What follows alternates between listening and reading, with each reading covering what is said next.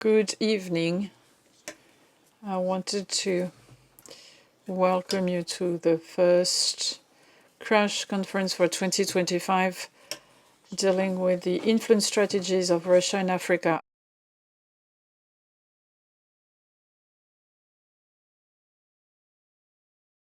I will be very briefly introducing this meeting, which will be moderated by Guillaume Baret from the Ops department.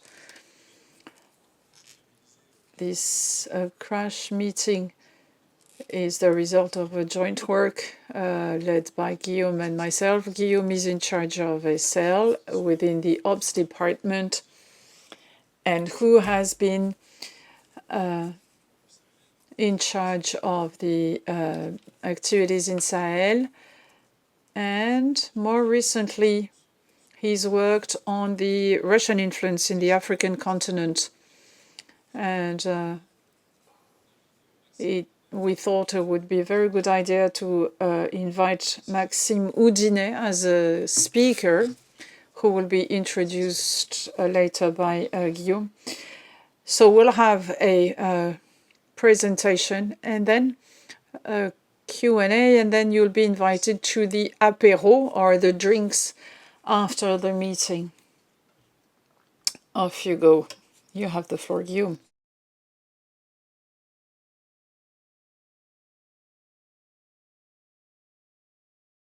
Thank you. Good evening. Today, so we're going to explore a topic which has become of an increasing importance in our operational environment. So we'll be talking about the Russian influence in Africa. Before introducing Maxime, our main speaker tonight, I'd like to explain why we have selected this topic, the background of all this, and why is it important for MSF. Just like everybody, we have witnessed the increasing presence of Russia in Africa, with the presence of Wagner in Central African Republic, and mainly in French-speaking Africa, because after Central African Republic, there was a new surge in 2021 with the Wagner Group in Mali, and the Africa Corps in Burkina Faso and in Niger. Because of the presence of MSF in conflict areas, we were direct eyewitnesses of this deployment, which was close to many of our projects in Sahel. And this has led us to observe the consequences of these deployment on the civilians and the consequences for the safety of our teams, where we've had quite a high number of security-related accidents. In addition, we've also observed a whole web of cultural, economic influence and informational influence to enhance the anti-Western narratives, which is supported by the military junta. And MSF, as an international NGO, was quite often caught in these narrative, wrestling with all these misunderstandings and the confusion which might result from this for our patients and our teams. So this is why we've decided to try and explore and better understand the role of Russia in these African countries where we operate. Now, in order to talk about this, we are very pleased to have with us Maxime Audinet, who is a researcher at IRSEM, the Strategic Research Institute of the Military School. He's specialized in the influence of Russia. He's a co-founder of Coruscant, a collective of researchers on contemporary Russia. So thank you for being with us. and he will certainly tell us more about his work as a researcher. He will start with a 20-30 minute presentation. Then we will have a focus on specific issues, and then people here in Paris in the main room will have the opportunity to ask questions. I'd like to thank the Crash for having convened and organized this meeting. I'd like also to thank Joël and Giel and the interpreters for their availability. Now you have the floor, Maxime.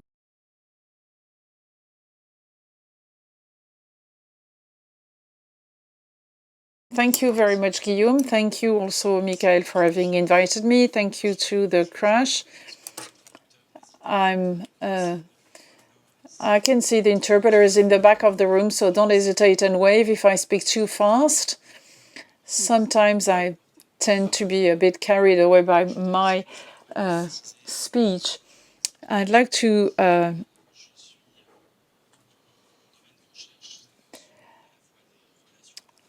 specify that I'm involved in studying international relations and the Eastern Europe and Asian country.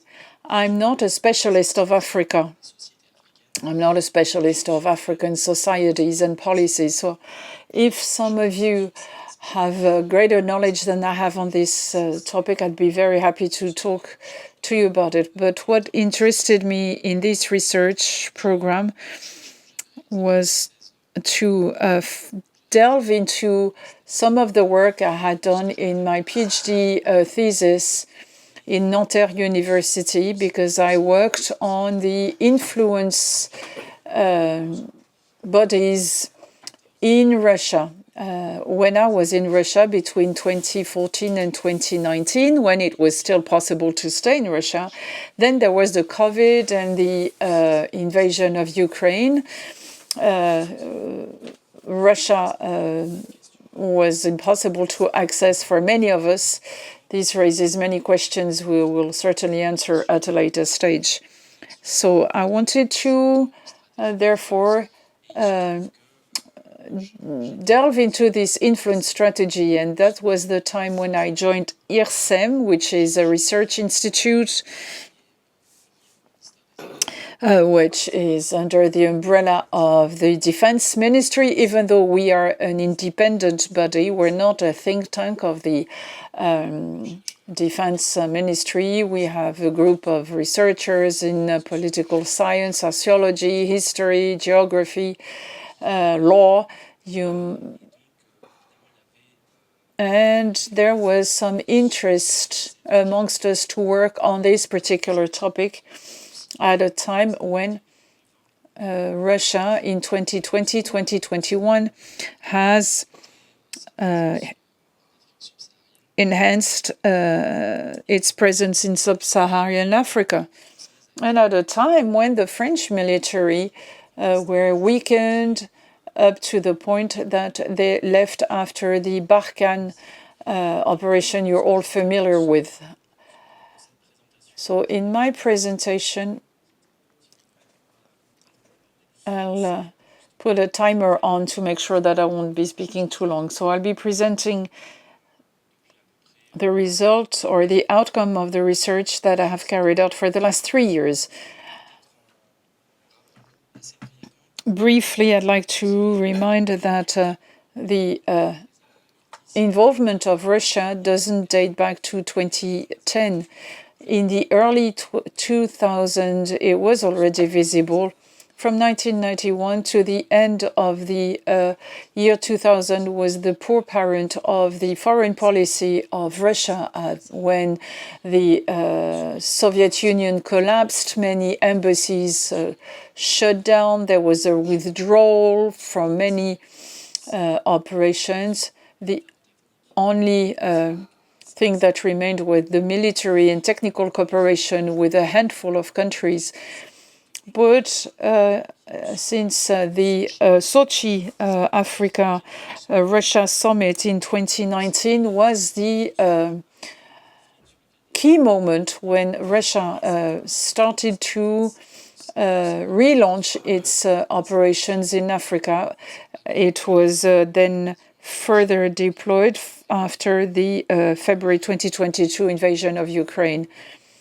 And the evidence of this is found in the concept of foreign policy, as it is called in Russia, which does define the main directions of the foreign policy of Russia. The latest one is in 2023, so after the invasion of Ukraine, where the place of Russia, of Africa, was really put at a higher level. So it was top of their list with 5 articles on Africa. There was a whole chapter on the African strategy, African policy, all this in a general context of collapse and loosening of the relations between Russia and the Western world. So Russia needed to focus on other regions and other countries. I'll talk about this concept of a global majority, which is a concept we hear pretty much about in Russia. Now, if we want to zoom in this landscape, what is very important is the role which was played as from 2019 by a non-official player of the Russian post-Soviet foreign policy, which is the paramilitary group called Wagner, which has raised many questions about the dual or the two-head presence that is a state and non-official presence of Russia in Africa, with sometimes difficult relations between Wagner on the one hand and the Russian state on the other hand. And we'll probably talk about it again at a later stage. I work on one of the aspects of the Russian foreign policy, that is the influence strategy, as it is called. And I will try and explain what this is all about. And I'll be focusing on 2 particular aspects in this presentation. So a genuine ecosystem of Russian influence is observed in many African countries. Don't worry about this slide here. It's really a very complex ecosystem which has developed, which has been deployed in Africa along with the Russian presence. It's an ecosystem which will be multiplying interactions with local organizations, with journalists, with activists, and that's a very important topic. And I've also worked on the mutations and changes observed in this ecosystem, in particular after the death of Evgeny Prigozhin, the founder of the Wagner Group. I'm sure you all know who he is, who died in a plane crash after his radical autonomization, as I like to call it, when he moved away from the Russian government, and after this machinery that he attempted when he was going to Moscow. And in the second part of my research, I've also studied what we call the strategic narratives produced by Russia or co-produced with local players that are targeting specific audiences, trying to make the presence of Russia legitimate in these countries and to undermine their adversaries, namely the Western countries.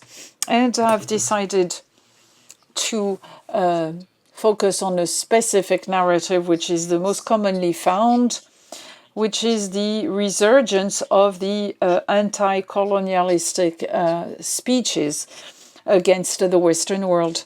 This was pretty much used during the Cold War by USSR and was completely abandoned after the collapse of the Soviet Union, but it is now re-emerging in the context of the war with Ukraine. And that's the object of my research. Why is it re-emerging now and not at another time?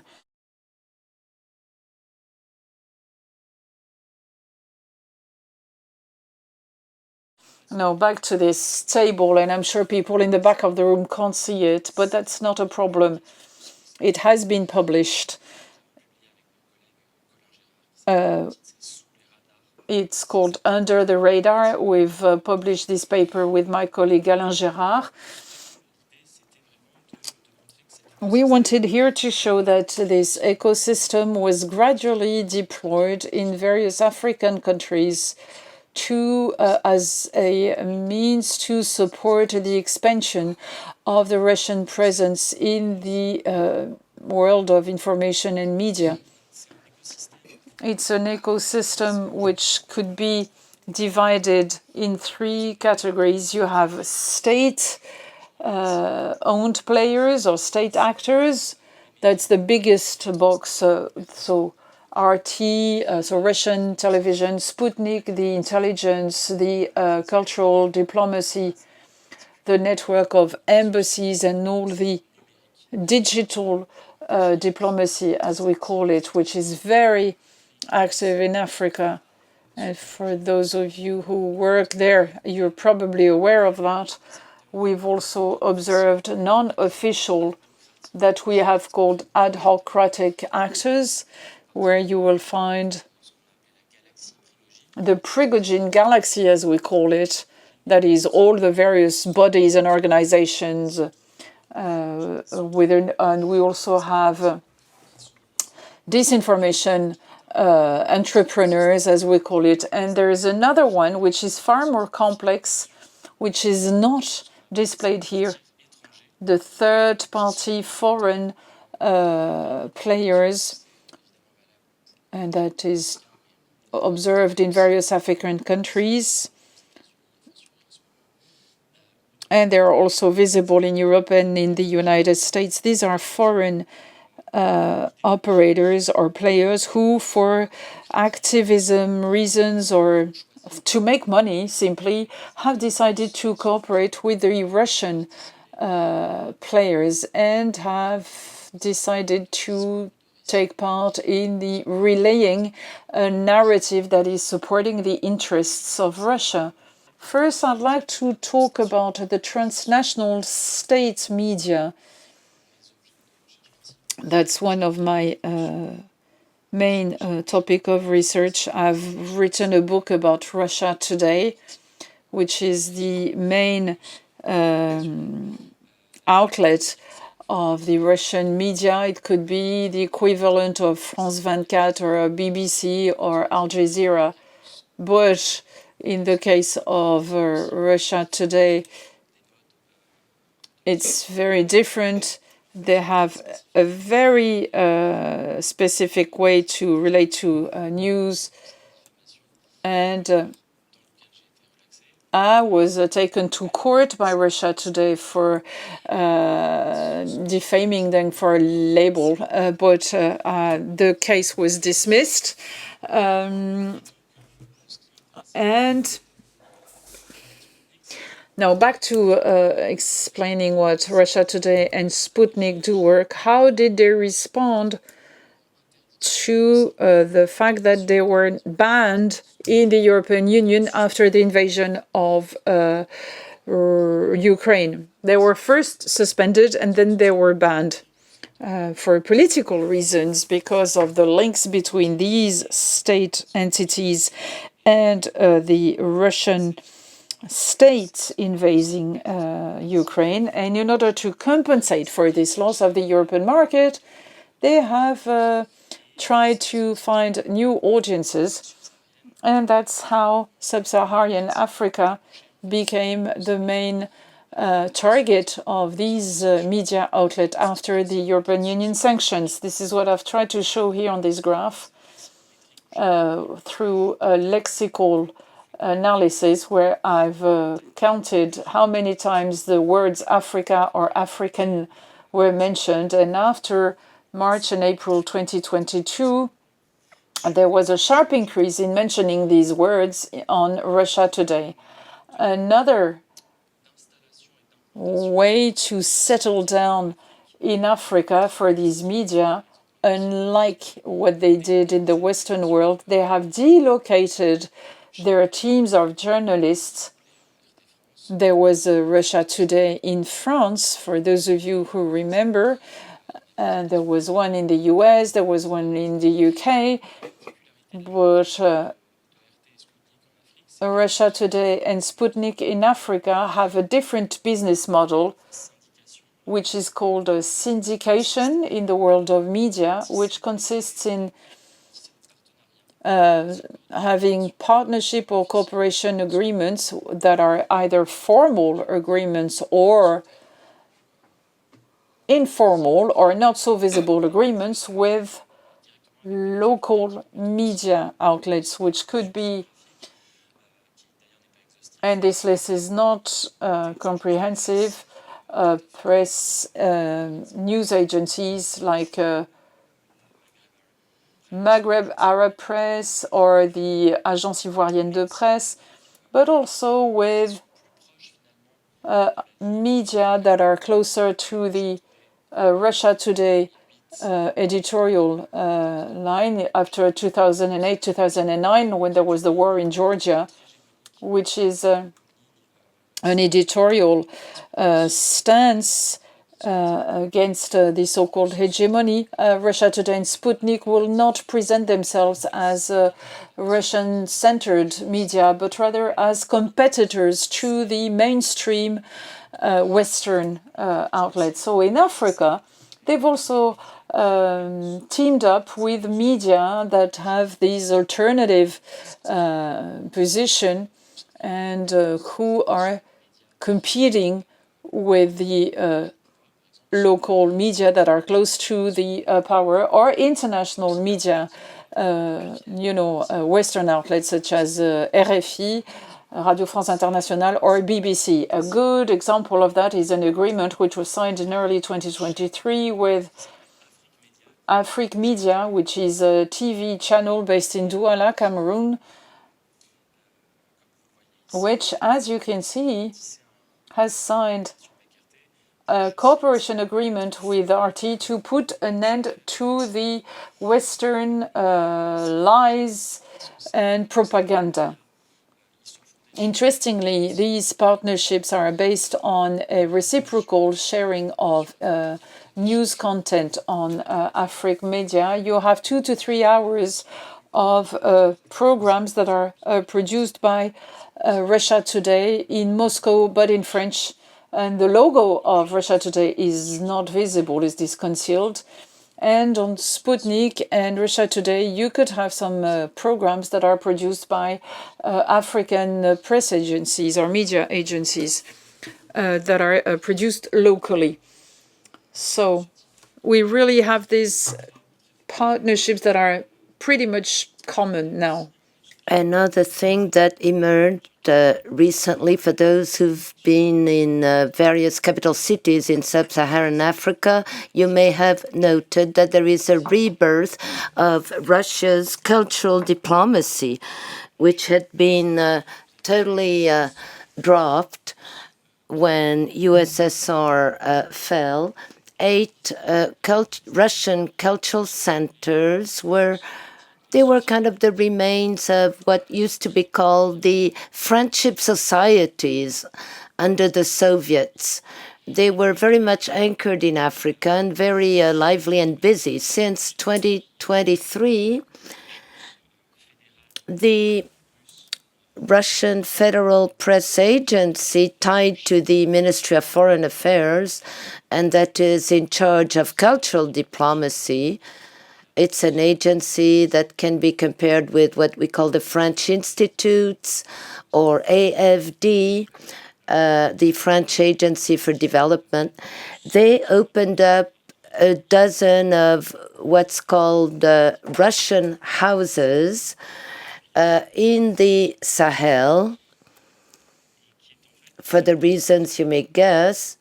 And it's interesting because it's not the same model as what was set up in Western countries, but those are entities, those Russian houses, tied with local NGOs or associations. It's what we had in Burkina Faso, for example. So those entities, their objective is to promote Russian culture and Russian language, and there is an ideological dimension, of course. I worked on that in my PhD dissertation. They also promote conservative values, traditional values, like being opposed to homosexual marriages, promoting the heteronormed normal family model.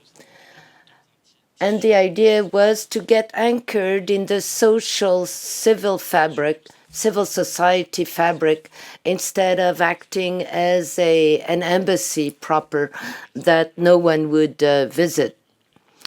Like in Paris, only the members of the Russian diaspora do go to the official Russian embassy. What's called in Russia international humanitarian cooperation, that's the label they give it.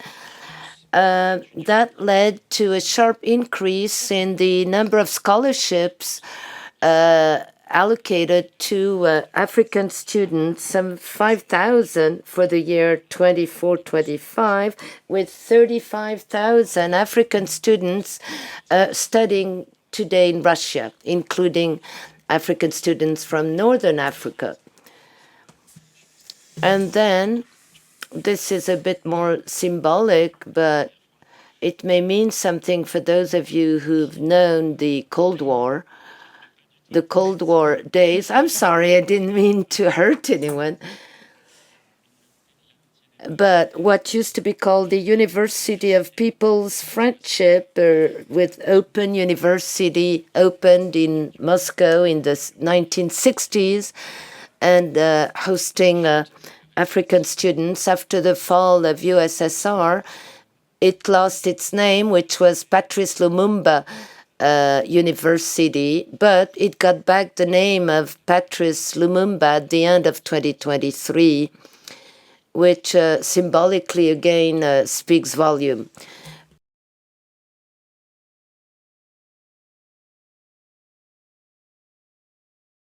A second key actor that you all know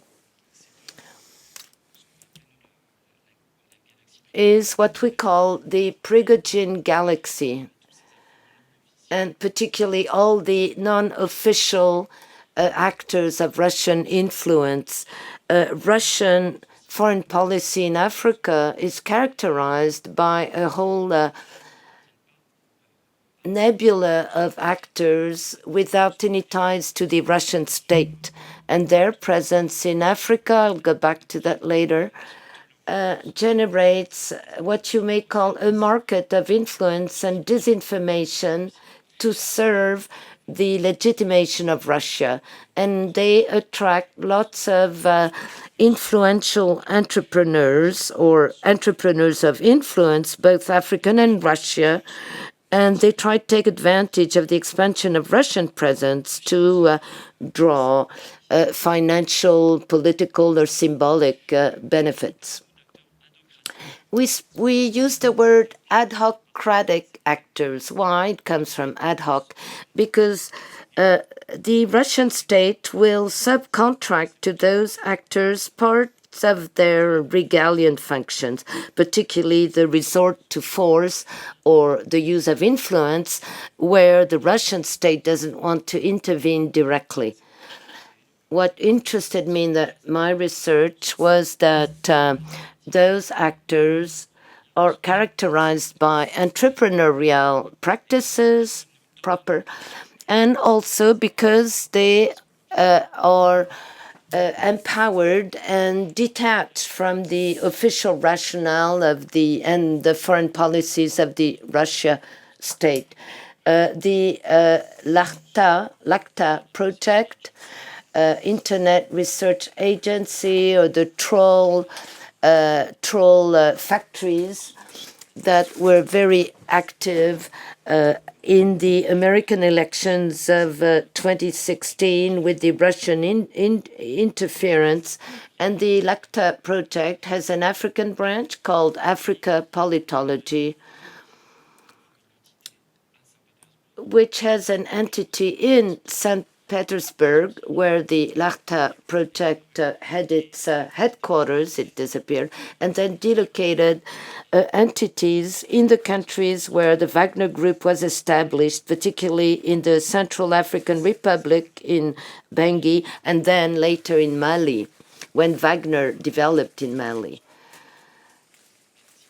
And then in the Prigozhin galaxy, it's really one of the three pillars of a business model which works in the following way. You have a service provider providing Praetorian Guard services to unstable regimes or regimes that want to cling to power, so they help them stay in power. And as an exchange, Wagner is given privileged access to resources, natural resources, ores and minerals, like the control of the Mdesma mine in many countries, or diamond mines. So it's a trade, an exchange, and it goes with a political offer too. And so the Russian actors legitimate their presence while providing a great support to the regimes in place. Among Wagner's activities, you have many. You have the use of fake accounts. You have trolls factories. You might remember also the mass grave of Gossi in April 2022. It was the first time that France was able to attribute an informational attack to the Wagner Group. I don't know if you remember that story of the mass grave in Gossi. Well, I guess you all know it, you heard of it. It was a fake mass grave with newsreel. And you can look at the report story by a Burkina Faso journalist, Justin Yarga, who took part in a reporting published on Al Jazeera, released on Al Jazeera 3-4 days ago. And they speak of the fake man in the street story, which is the usurpation of identity of a person called Grégoire Gondobada. He was yet another character. He was a professor in Central Africa, and his face was used to create a fake account, which was one of the main information assets of the Lakhta project in Central African Republic, CAR. So that's really the most known activity of Prigozhin Group, but there are other cultural productions, cartoons, animated films, Tourist, that's a war long feature film. Again, the Lakhta project, they have video clips using anthropomorphism of animals, France being compared with rats or hyena, predatory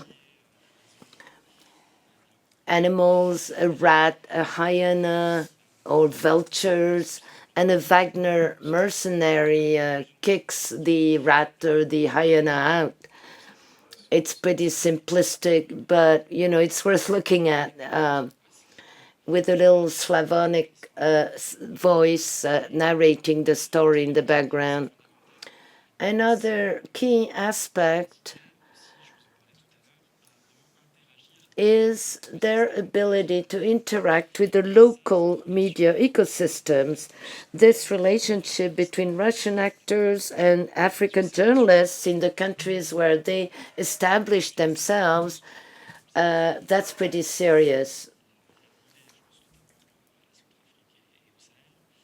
I'm thinking about Central Africa and Sahel, all the regimes and the recent coup d'etat, it came with increased control of information, widespread censorship, the press being muzzled, and the Russian actors took advantage of that censorship around the media, and also the fact that economically the local media ecosystem were pretty poor. So they did what you may compare with media laundering. They bought out journalists and reporters. They would give a per diem. They would pay local journalists to write articles and papers favorable to Russia. They also created new media from scratch, Langut Songo or Johnny Songo, or media created from scratch, financed by Loba Invest,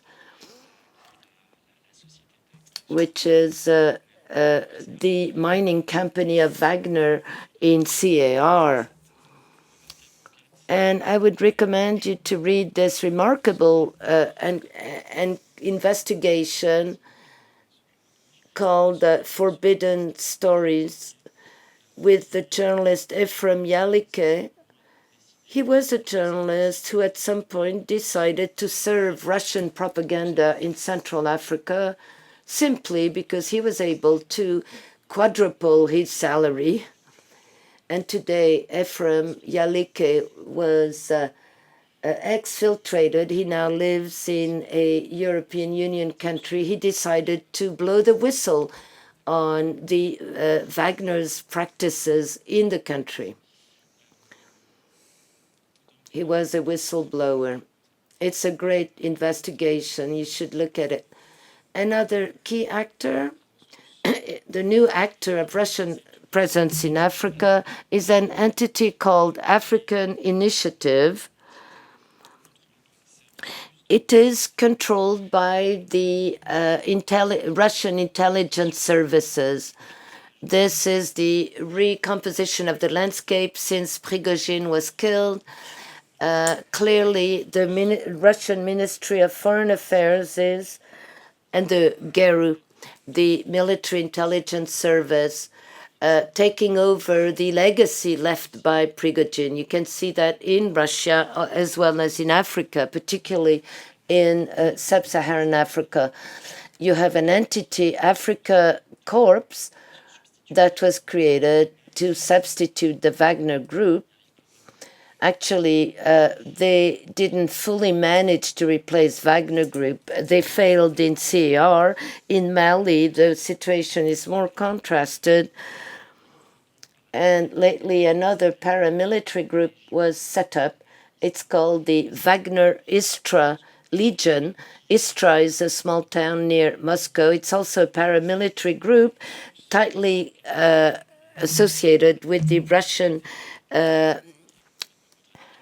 Ministry of Defense or of Foreign Affairs, but they're not private paramilitary companies. The idea being to pick up the Wagner brand in a marketing way, because it does speak to a number of Russian mercenaries acting in Africa.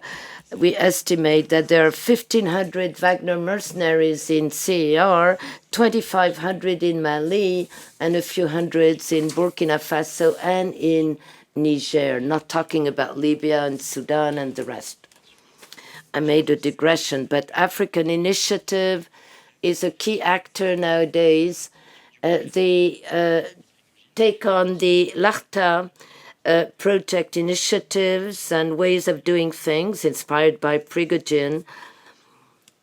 And this actor is very active in disseminating information, doing cultural promotion. Supposedly, this is a sambo competition organized in Ouagadougou. It's a martial arts created by, well, it was very fashionable in the Russian Red Army. And they promote sports and cultural actors. On the right-hand side, you have the director of African Initiative, Artyom Koryaev. He is an officer with FSB, the intelligence service. He was the one who initiated the David Star incident in France, Disinformation again. And here you have Mali journalists working for Gandhi Malian paper. They went to Moscow and they were taken to Mariupol in the occupied Ukrainian Donbass to cover, to illustrate, well, to serve Russian propaganda, the reconstruction of Mariupol and the rest.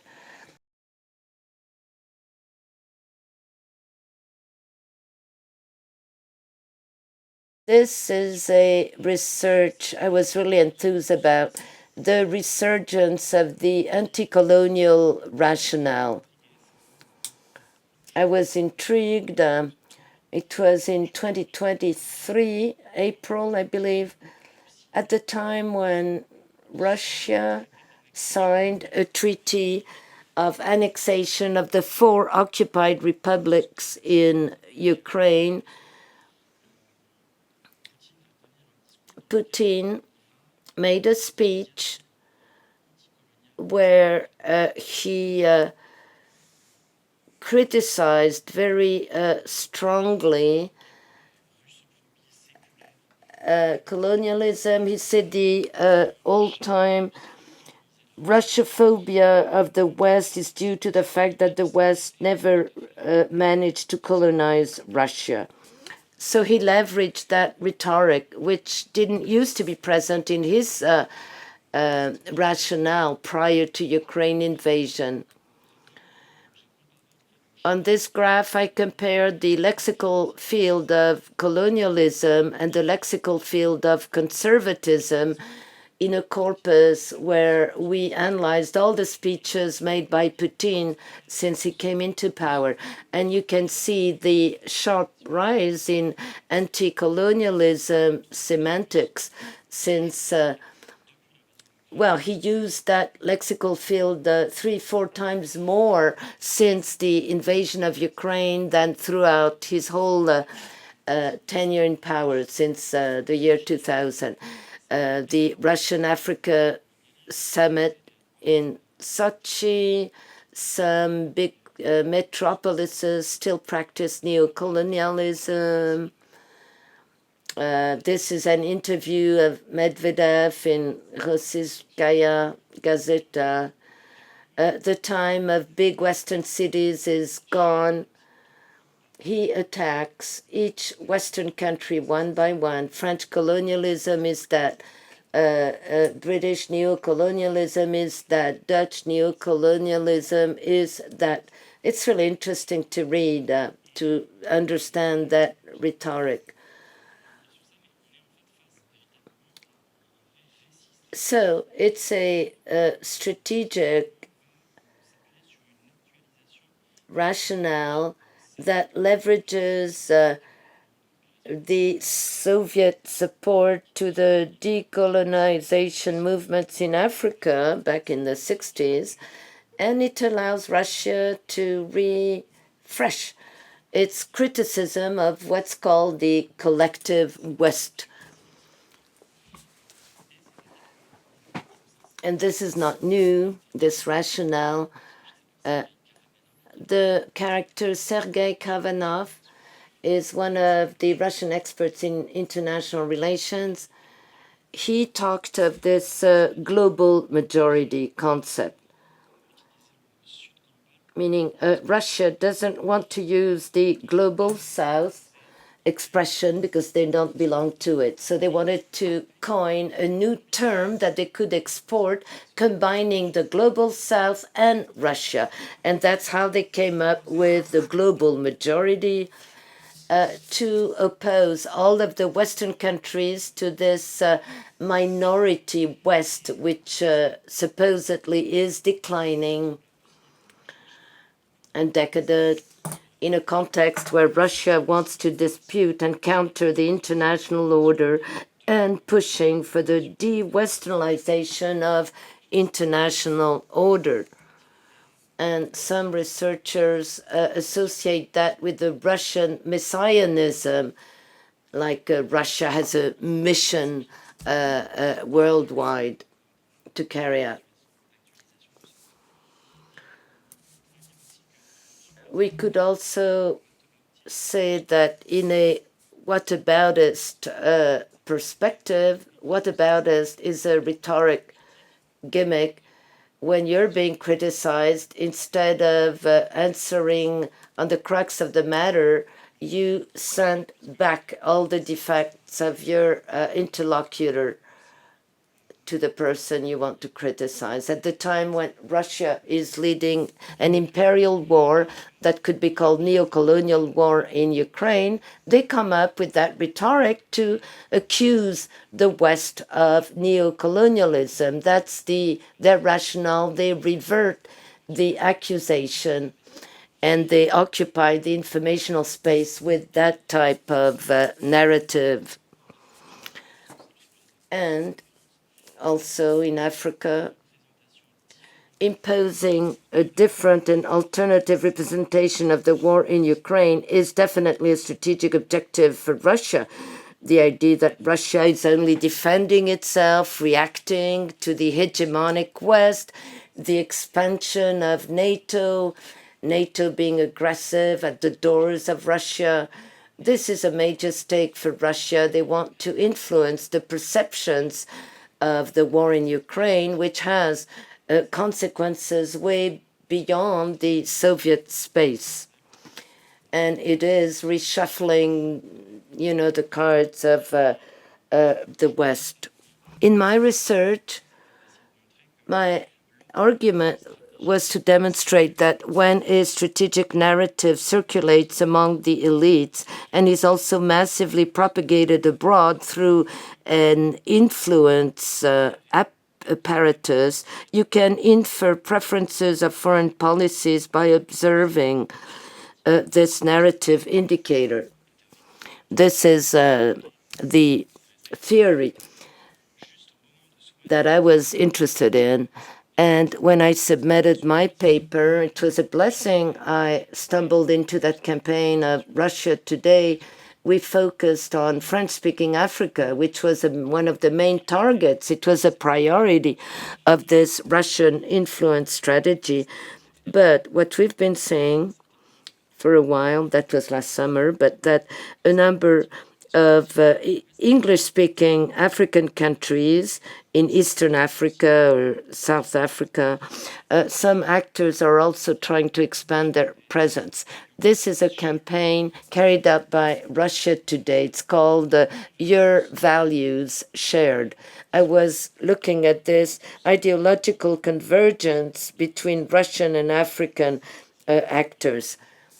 The Russian influence strategy is not something just vertical, neo-colonial, coming from the top with a maximum Russian agency, and at the bottom, African countries being passive and submerged by this propaganda. No, African actors have their own agency and they find their own interest in cooperating with the Russian to promote their own interest, Pan-Africanist or neo-sovereignist actors and endogenic trend.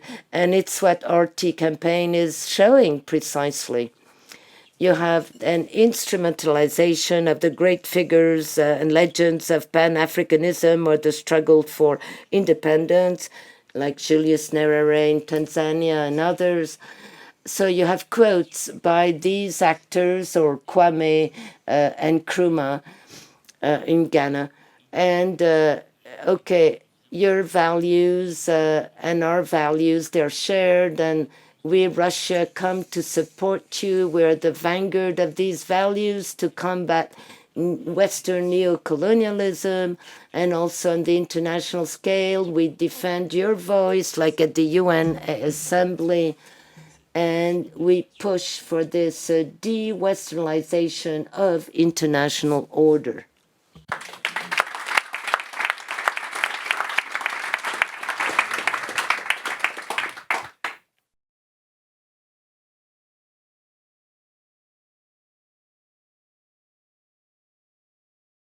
Thank you very much. Now we're going to delve into one or two topics for 2 to 3 minutes, and then we'll move on to the Q&A. You've talked about the media under Russian influence, the cultural houses, cooperation, schools, but these are influence strategies that are observed from other countries. There is a very important network of French Institute cultural centers, France 24, RFI, etc. But what is, according to you, the special feature of this Russian influence strategy? Well, indeed, the Russian influence strategy is quite conventional.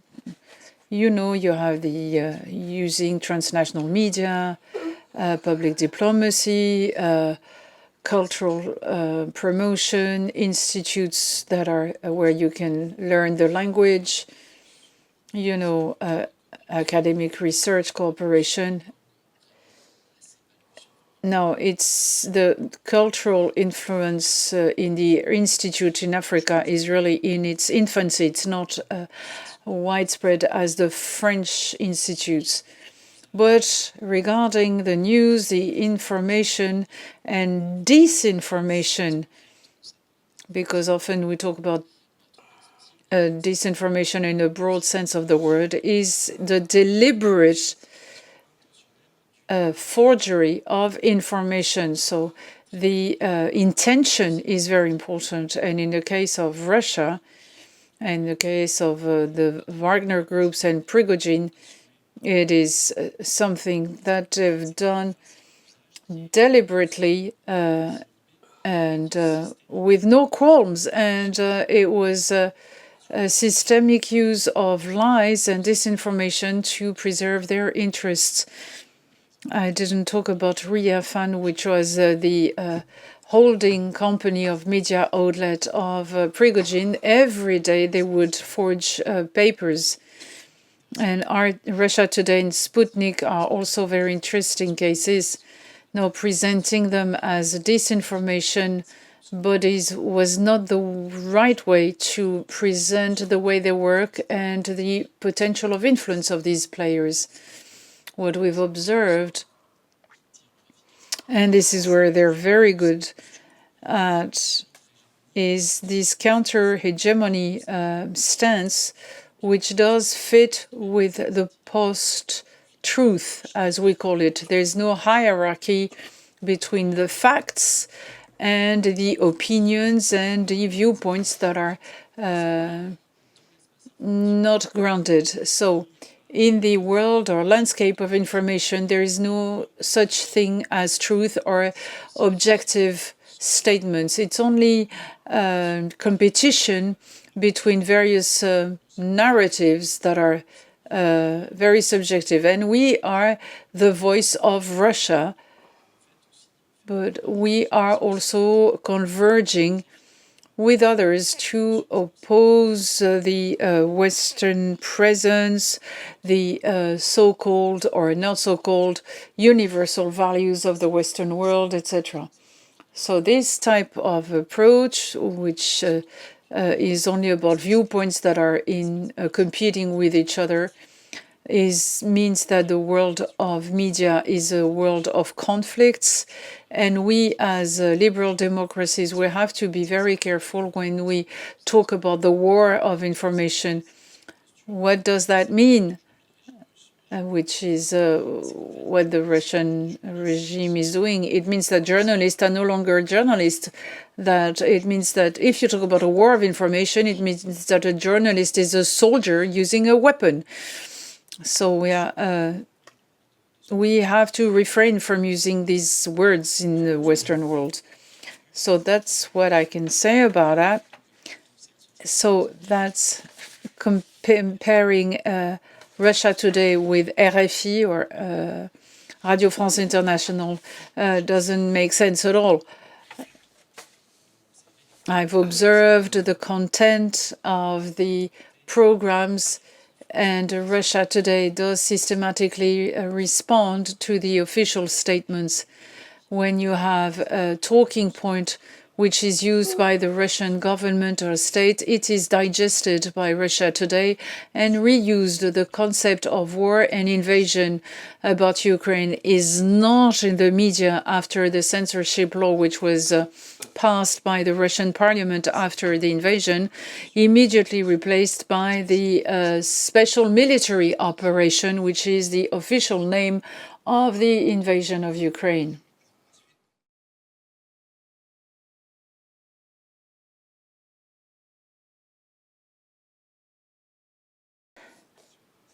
No, we are a medical health-based humanitarian organization, and in our observations in the field last year, we've observed a campaign which came after the Minister of Defense in Burkina Faso, in Bogo-Dioulasso, on the social media in favor of Russia and the Russian social media.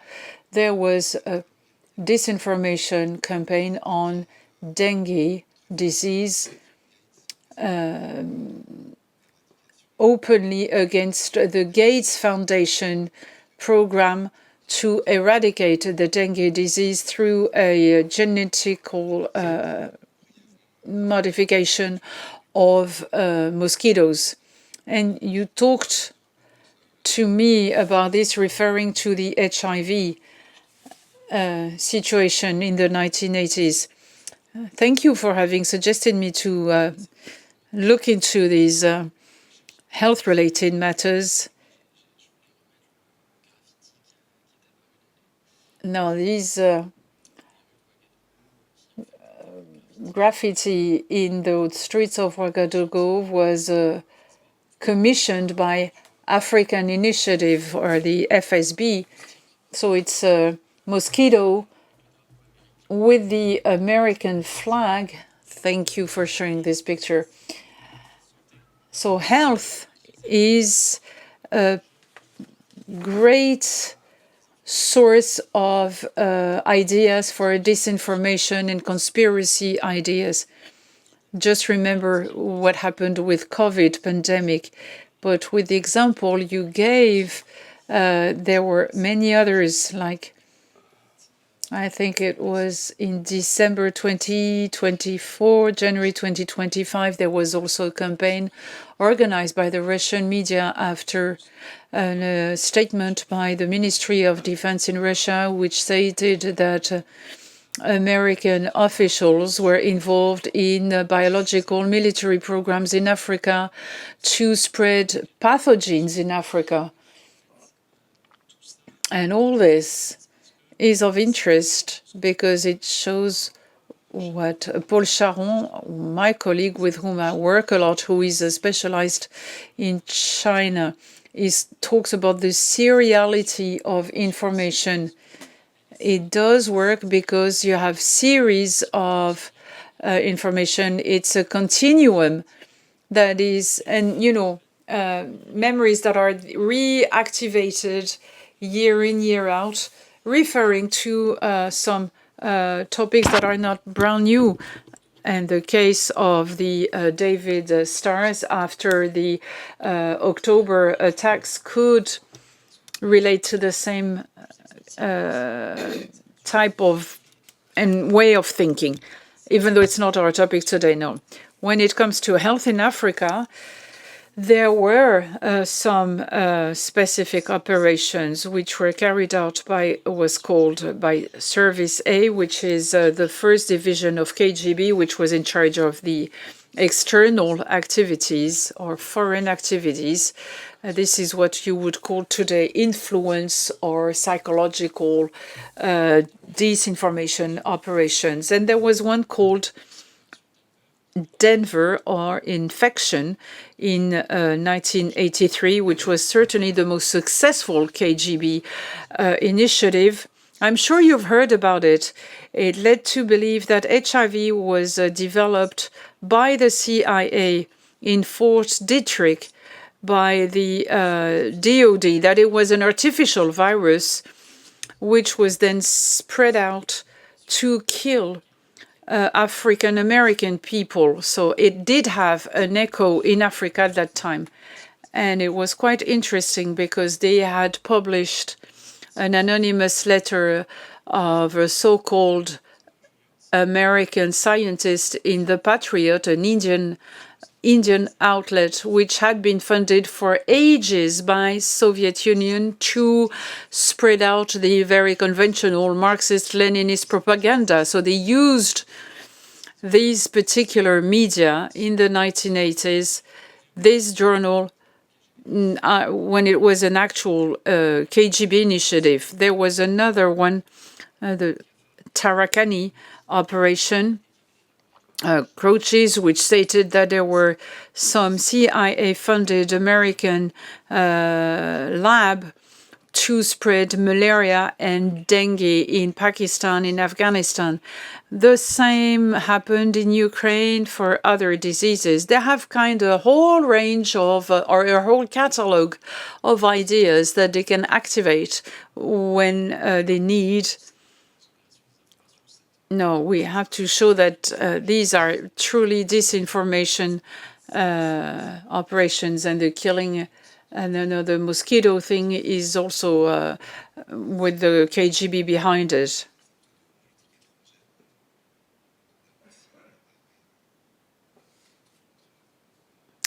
And it's, the fight against dengue is also part officially of the foreign policy of Russia.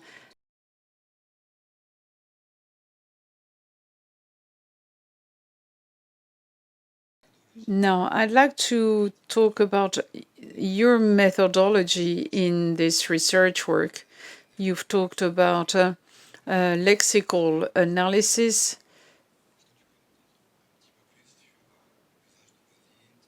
And what about OSINT and the limits of this method? Don't you have a technical vision of OSINT which would be producing satisfactory knowledge without being in the field? That's one of the limits of OSINT. It's not about being a substitute.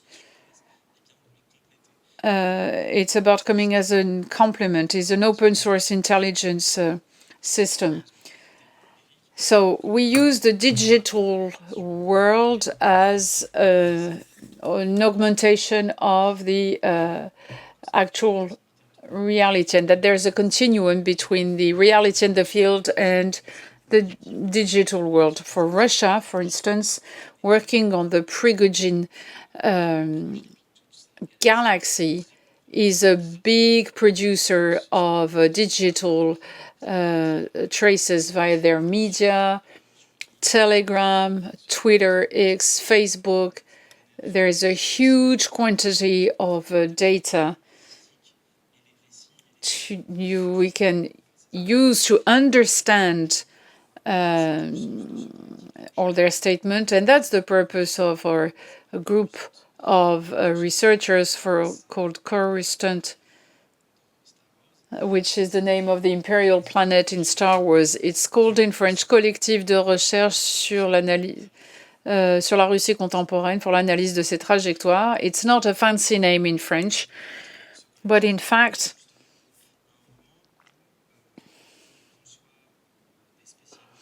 whether you're a specialist of Russian foreign policy or Russian society or Russian's defense policy, we can no longer study Russia as we used to do before the invasion of Ukraine, because we can no longer go to Russia. So that's why the online investigation and using OSINT for our Russian studies and for social studies does make sense, and that's why we work further on it, and we would like to train young researchers also today. Because it's quite bothering. We have PhD students who started their thesis in 2021 and they can no longer go there because of the war. And there is another challenge. We're all aware that if Russia becomes a black box, because we will no longer produce any knowledge or research about it, and that's true for researchers and journalists. There are very few independent journalists in Russia.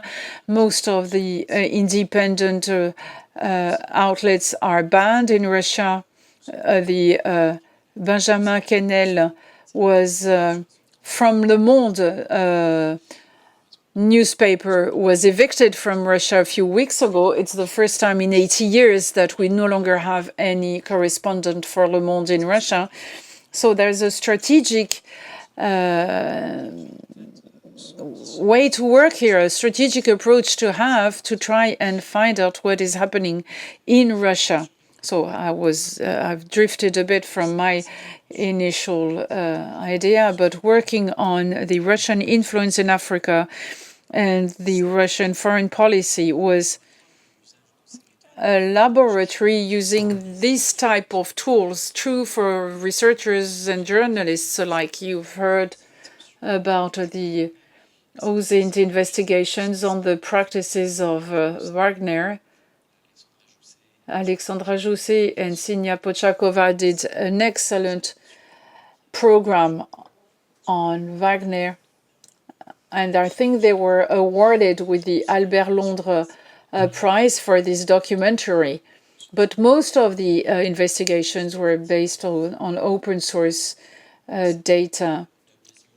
It can be OSINT or observing the social media, computational text analysis, working on what is the texts that are being produced. It can be any type of methodology, gathering metadata, observing the links between various players to do a mapping so as to identify the links between various contents on the various networks. And this is what allows us not to come up with a complete picture of the situation, but to come up with quite interesting research work. So we already have some questions on the chat. You will give you the floor for your question.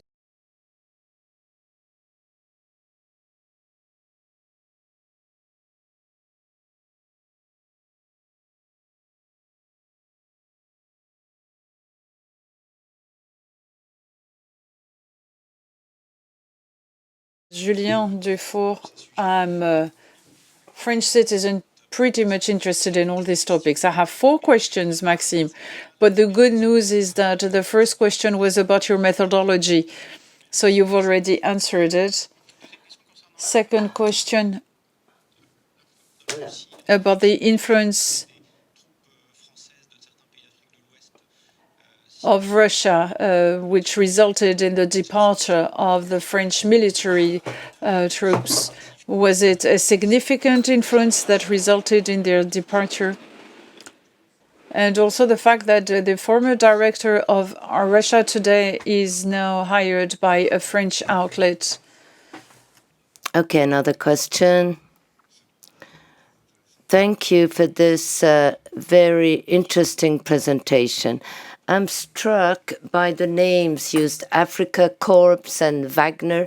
Wagner used to be the favorite composer of Hitler.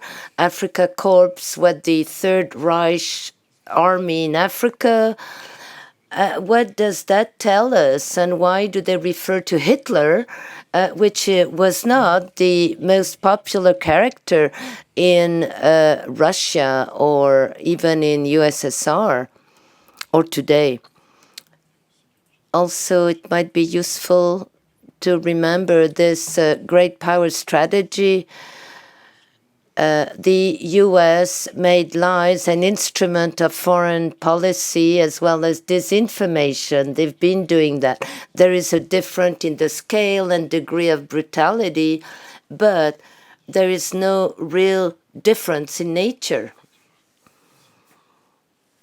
The use of lies and disinformation by big powers.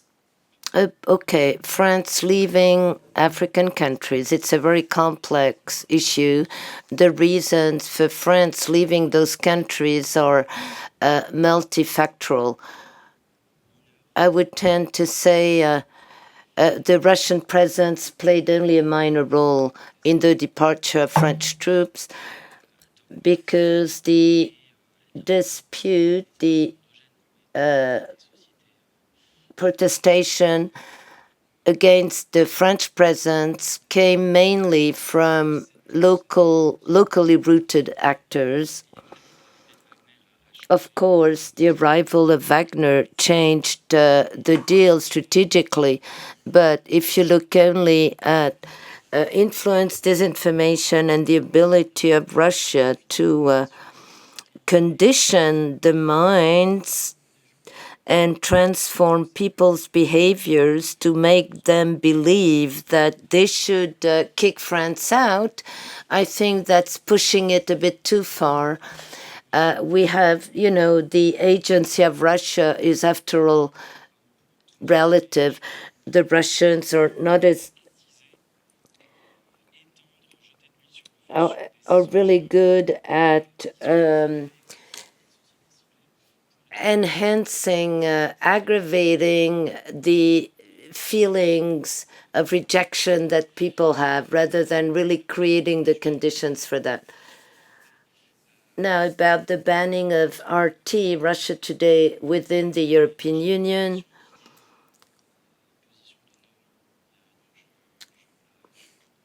Like a Normand, I wouldn't say yes or no.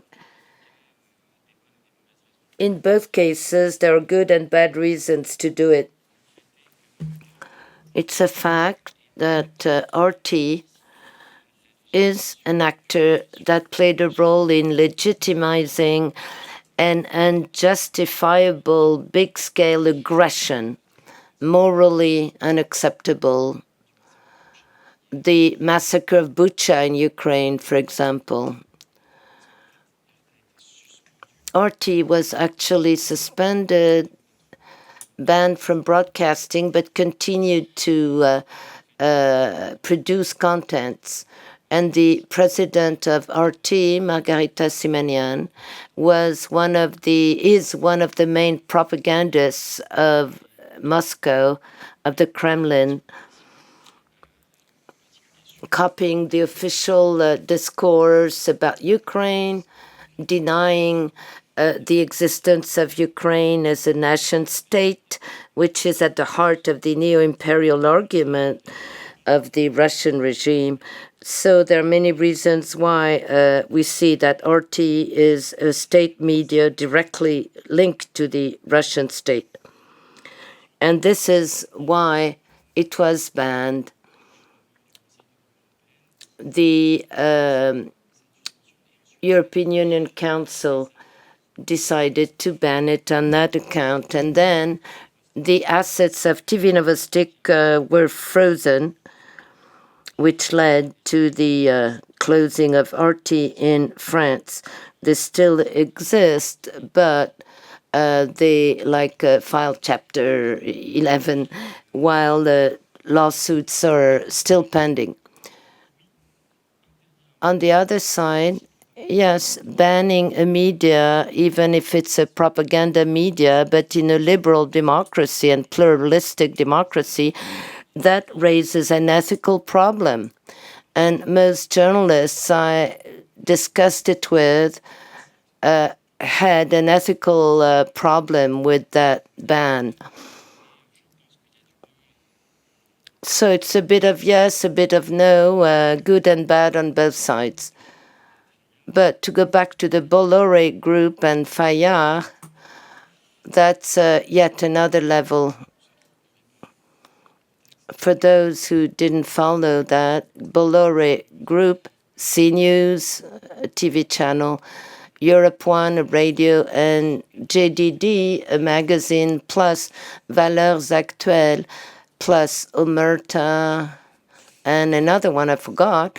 They're the only media that recruited former RT France journalists and reporters. They were recruited by the Bolloré media ecosystem. Ksenia Fedorova, the ex-chairwoman of RT France, and she's now a journalist speaking on CNews and echoing the rationale of the Russian regime on the war in Ukraine.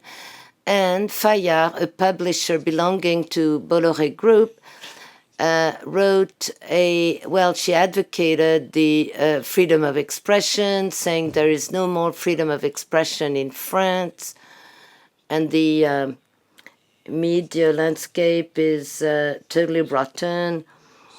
And I found out about this book when I left the court where RT France was attacking me or suing me for slandering because of the book I wrote on them, about them. So, they pretend, they hail the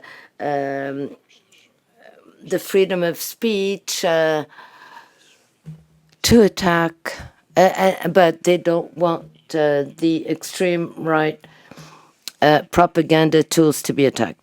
To answer René Broman, yes, there is a neo-Nazi culture in Wagner, which was pushed by Mitri Utkin, the one who died with Prigozhin in the plane crash.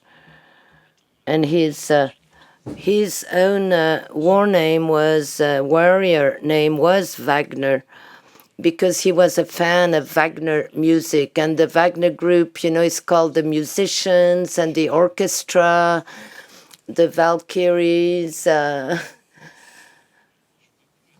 He plays with that whole world and references about Wagner.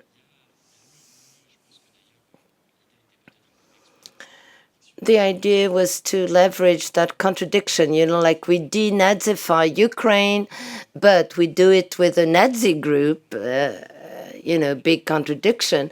At the time when Africa Corps was created, everyone said, wow, it's a reference to Nazi Germany, Africa Corps. But I still wonder, because African is corpus in Russian. I don't know whether it was deliberate or not, but speaking of corpus, the term corpus in Russia is kind of a generic term. And it was pushed by the Ministry of Defense, Sergei Shoigu at the time, and Vaikurov, who toured Africa, and those people had no interest in pushing Nazi references. At the time, they were fighting in Ukraine. And about the strategy of the great powers, I looked more specifically at Russia. There might be interesting things to search on the relations of influence or intoxication of France during decolonization. Like during the war in Algeria, there was disinformation carried out by SDEC, the French intelligence services, and I guess it was André Lange or somebody else. Sorry, I forgot his name. Anyway,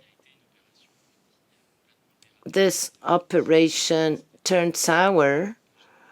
The idea was to propagate fake information within the Algerian liberation movement to make them believe they had traitors.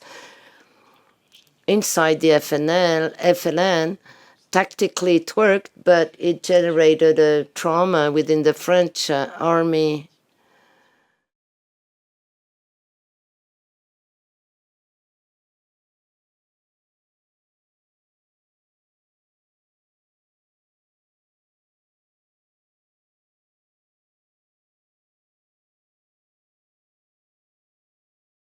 Okay, 2 questions from the chat. A question by Stanislas. The NGO I work for was attacked in 2 papers published by African media. They attacked the French embassy, financing us, talking of neocolonialism and interference, comparing us with the French government. What attitude would you recommend in face of that action that we guessed came from Russia? Can we evaluate the efficacy of Russian rhetorics with the African public opinions? Well, tough question. The big problem with the anti-colonial rhetoric is that France is not that well positioned to deconstruct that rationale. And that's why they use it precisely and target France. I could say 2 things. First, your NGO, I think we all have to be genuine and transparent. So you can just explain, no, we are not tied to this or that government. You know, there'll always be people to criticize you, but maybe you shouldn't yield to this moral panic whenever you're under that type of pressure. That's more of a defensive approach, you know, explaining what you do and showing that it's not the reality. And then a broader topic maybe, but how can we disconstruct this anti-colonial Russian rationale and narrative, and how to finger point the huge contradiction there is there. You know, Russia being the lead of an anti-colonial movement at the very time when they're carrying out a neo-colonial war against Ukraine. This is a big paradox. It's got to be deconstructed. Some would highlight Wagner's action and the big gap between the way Wagner presents itself in the media, the notion of Russian instructors or trainers, all the processes glorifying the actions of Russian mercenaries, pretending they helped African countries to regain their sovereignty, while you see that wherever Wagner was there were massacres, horrific actions, increased pressure on activists and journalists. This has to be pinpointed. But obviously, if you reason on a more European scale, the ex-colonial powers, by definition, are not in a good position to do that because you have the boomerang effect, of course. We should look at how European states that were subjected to forms of imperialism by Russia might be more legitimate to talk of Russian interventionism or imperialism, more so than former European colonial powers. Also, in research, borrowing to old theories on the effects of the media and the effects of operation of influence on public opinions, with a British and a Canadian colleague, we are researching what is the reception of narratives produced by Russia and Ukraine, how is that received in India and in another country of the global south. But it's very difficult to assess the efficacy of the Russian factor in the propagation of these narratives, because, as I was saying, Russia doesn't have a monopoly on that narrative.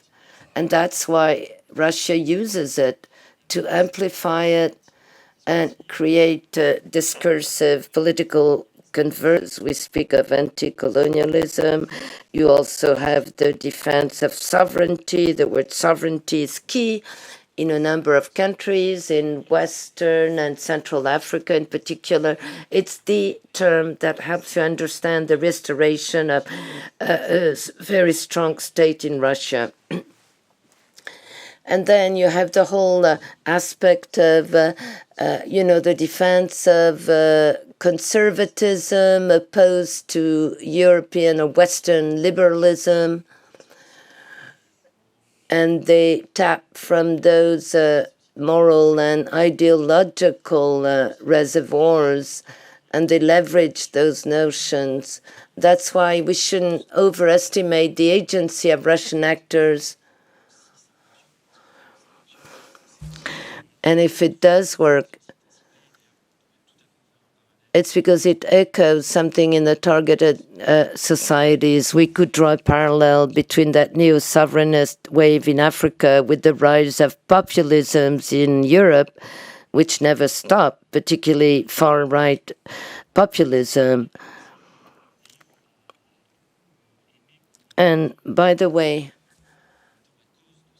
Russia liked to be said to be the cause of the rise of populism when it was just a goading the rise of populisms.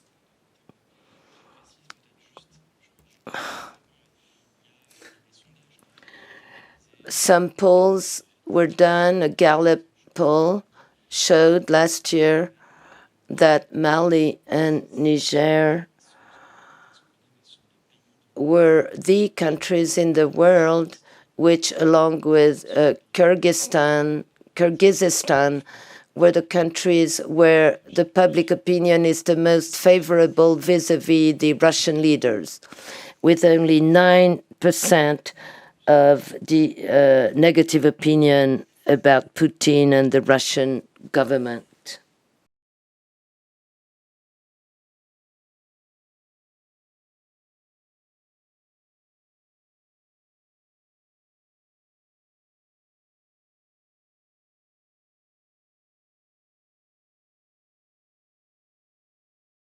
My name is Kader. I work in Nigeria, but I come from Niger. I like your title, Strategies of Influence of Russia in Africa. We are in a war of influences, trying to dismantle Western influence in African countries. In that context, how are NGOs perceived by Russia, or NGOs perceived as an instrument of Western influence? And then what risks do we incur then? Is it a strategy of anti-NGO propaganda, but can it also entail security risks for those NGOs? And in the face of this Russian propaganda machine, do we actually have the means to fight it? Or my name is Bedaji. I'm the head of mission in Burkina Faso. I come from Niger as well, Niger. You spoke of Russian influence. My question, is Russia doing all that on its own, or doesn't it have allies? We speak a lot about the BRICS, this ensemble of countries. So aren't they allied with other countries to do that? And then the various sectors. You have the military, cultural, economic sectors, and only the humanitarian sector is exempted of that. We don't have Russian NGOs, humanitarian NGOs in Africa, or yet. Do you think it would be possible one day? Plus, the Western funds are shrinking. more and more. So do you think it's feasible that Russia might finance humanitarian action in those African countries? Thank you. Inès Alaoui, je travaille.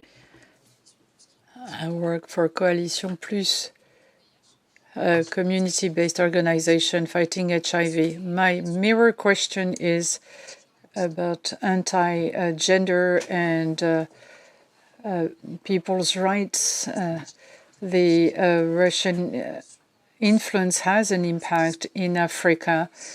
In this area, there is also the US influence strategy that is pretty strong at the moment. My question is a bit early. What about a potential convergence of the two influences from Russia and the United States in the light of the US aid shutdown? Karim from MSF, you've talked about sub-Saharan Africa.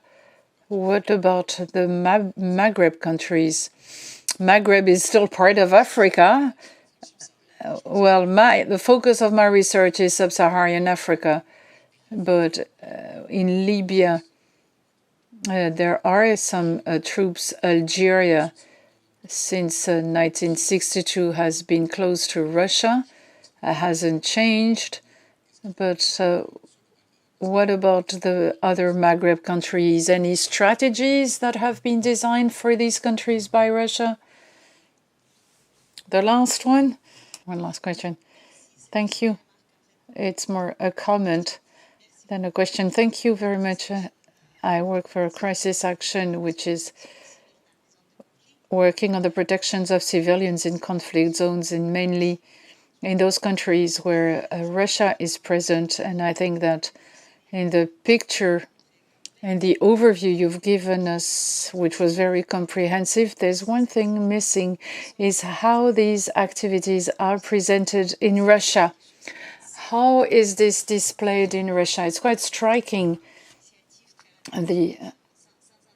Without going into all the details, the African initiative was presented during the St. Petersburg Africa-Russia summit, where they announced the setting up of Afro villages to welcome African refugees in Africa who were,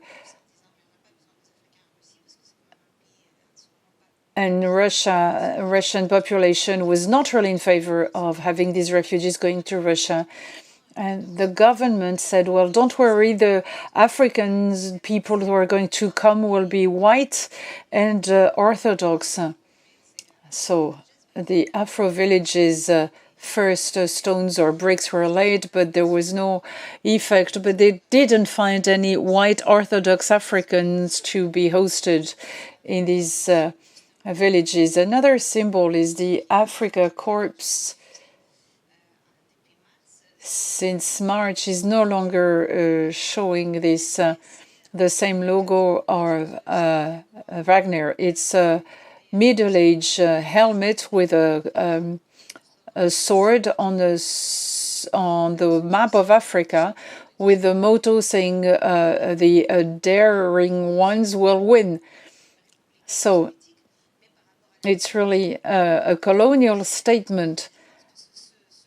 And I think that this mirror side of the presentation of this as presented as an anti-colonial war in Africa, in France, sorry, but in Russia presented as something very colonial. Shows also the great influence of these entities that are related to Wagner Group. Thank you for this comment.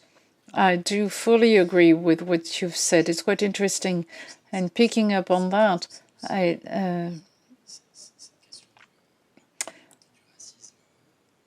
also relates to the racism in Africa against Black African people in the early 2000s. It was really an issue. The perception of Russia in Africa was terrible because of all these African students who had been assaulted, beaten in St. Petersburg and other places.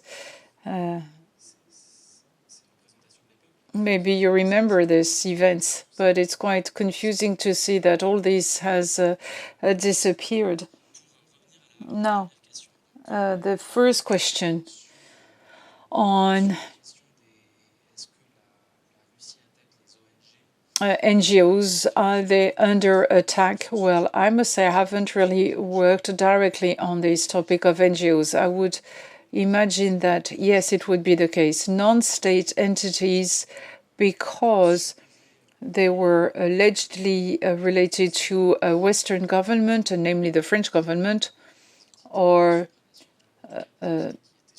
supranational entities or entities that could be hindering the presence of Russia in Africa, were targeted. And I remember the UN missions that were the MINUSCA and MINUSMA were the object of violent attacks. Some of you here in this room know this better than I would. In the contents that were shown on the media, they were really violently attacking them. Same for AFD, or the French Development Aid Agency.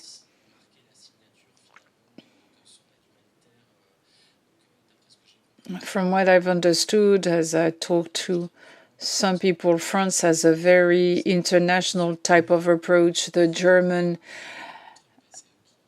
Development Agency is really showing that they're backing it up, when in the case of Russia, to answer the third question, as far as I remember, humanitarian aid, well, it's 11 billion from France for humanitarian aid, and it's 1 billion for Russia. And most of this humanitarian aid goes to Central Asia for quite a significant part of this amount. So the humanitarian aid brought by Russia in Africa is peanuts. And the entities that are self-claimed as NGOs, such as African Initiative or other groups related to the Wagner Group, such as this Foundation for the Defense of National Values, which was led by Maxime Audinet, who said he was a sociologist and performing sociology surveys showing that 90% of people in Bangui were favorable to the arrival of the Russians, and 97 were against the presence of France. Maybe it was reflecting reality, but this person is not a sociologist at all. But he said that he was the head of an NGO. There was another NGO called Afrique, so government-oriented non-governmental organization, as they're called. They have their hidden agenda.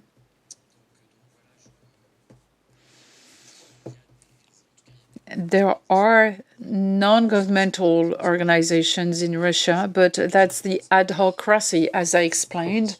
These are non-official entities, not really private, but that are commissioned by the French state, the Russian state that doesn't want to be officially present. Now, does Russia have any allies in the region? You were talking about other powers, such as China. Well, that's a question I often hear, but I haven't really observed any significant presence, even in the media landscape. It's true for Africa and for other regions. They come up with similar narratives, like criticizing the Western world, etc. There are a few things that are being shared on some networks. some Chinese outlets will share and display some contents produced by some Russian outlets. A few examples of those, but these are the Russia would prefer to be operating their own initiatives, no. And then the BRICS, and of course, Algeria is a long-standing partner of Russia, along with Egypt. There's a huge market. With a military cooperation that is very strong, but the allies of Russia. I'm thinking about the head of the Sahelian states, this new governmental organization. And an interesting thing that I've read recently is the fact that in Mali, Sami Goïta has difficulties to decide whether they would accept the presence of Africa Corps while they knew Wagner had been there for a long time. So there is a bit of a tension between the 100% those of Wagner who do not want to join the Russian army and the newcomers from Africa Corps. So there is a kind of lack of decision, just like in Touadéra with CAR, because they don't know how to position themselves in relation to these various players. And then there was another question on the convergence between with the United States, the Trump administration, and the Russian influence. Well, it's a new field of research. We're working on it. Don't know about the consequences in Africa, but what we've observed in Russia so far is that there is quite some reluctance to adjust the narrative. Let's say an example. So the collective West, a concept which has been used for the last 25 years in Russia, is very handy because it shows the Western world as an homogeneous entity with all the countries sharing the same interests, etc. But today, this concept is no longer valid. So you have in the political technologists or the experts of policies in Russia who are coming up with new ideas, trying to explain the political decisions of the Kremlin.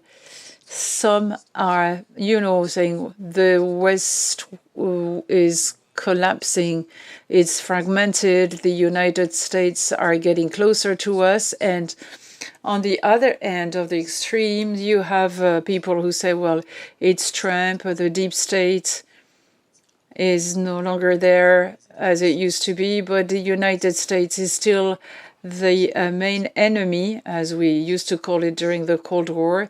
And it's not because they would come to some convergence regarding the war in Ukraine that it will be a same convergence in all other areas, and regarding Africa in particular. There are some, moves in here and there, but from the ideological viewpoint, and after what the J.D. Vance said in Munich at the security conference, and a very hostile stances we've heard from various members of the Trump administration, it's going to be very interesting to see how the Russia of Putin will maybe no longer be so attractive with this fantasy model of Russia, which is free of gay people, etc., etc. And, this image that they're trying to convey, it's far more complicated than that. We may imagine that Russia will no longer be so attractive, and also because even if Russia has invested huge amounts in this influence strategy. We're talking at least about $1.5 to $2 billion that are used for the domestic and foreign propaganda, 500 million for Russia TV and Sputnik.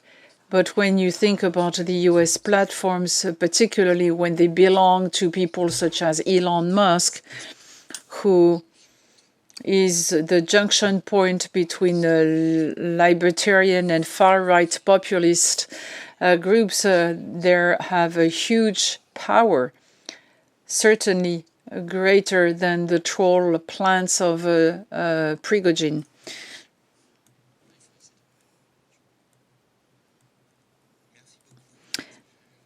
I hope I've answered all the questions.